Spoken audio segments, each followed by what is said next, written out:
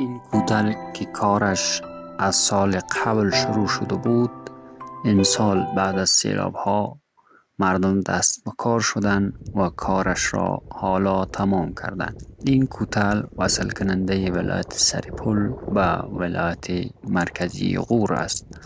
بعد از عبور از قریه اسپرف ولسوالی مرغاب، اسپرف را به ولسوالی دولتیار وصل می کند و فعلا یگانه راه تحمل کننده مواد غذایی و تمام ضروریات اولیه زندگی اسپرف ولسوالی مرغاب است. بعد از سیلاب‌های اخیر در قریه اسپرف ولسوالی مرغاب ولایت غور، تمام راه‌های مواصلاتی به مرکز ولسوالی مرغاب ولایت غور مسدود شده بود.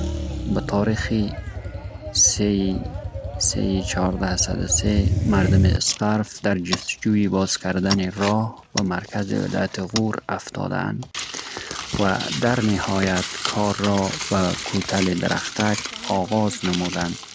بعد از 14 روز در نتیجه تلاش‌های شبانه روزیشان راه به طرف ولسوالی دولتیار ولایت غور باز شد.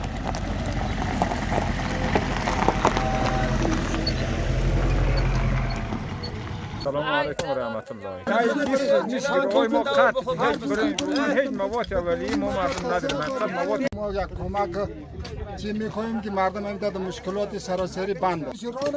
تقریبا مدت 20 روز میشه یا 22 روز میشه ما بخیر ها ما مسدود هسته که بعد که سیلاب‌های سابق پیدا نمیشه. نه هیچ چیزی پیدا نمیشه، نه روغن پیدا میشه و نه دوایی پیدا میشه، هیچ چیزی مرد حتی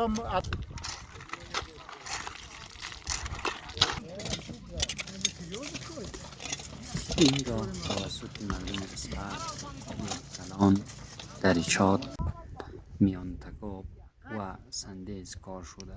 این مردم با موتورسیکل ها و مرکب های باری، بار و بستر، مواد خوراکه، وسایل کار، بیل، کلنگ، جبل، فانه و دیگر کاسه خود را گرفته و شب را در پای کار سپری کردند. من دوششان هر لحظه جریان کارشان را این گونه به تصویر کشیدم.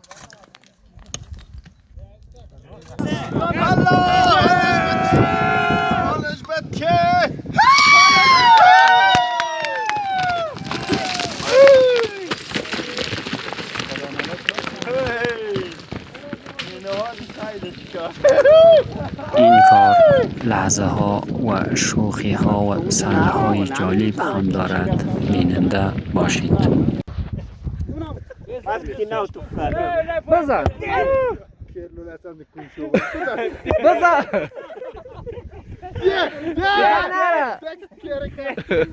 کلت زود بزن بزن بچه آنم تو گرم چایده بزن میراوم تا میراوم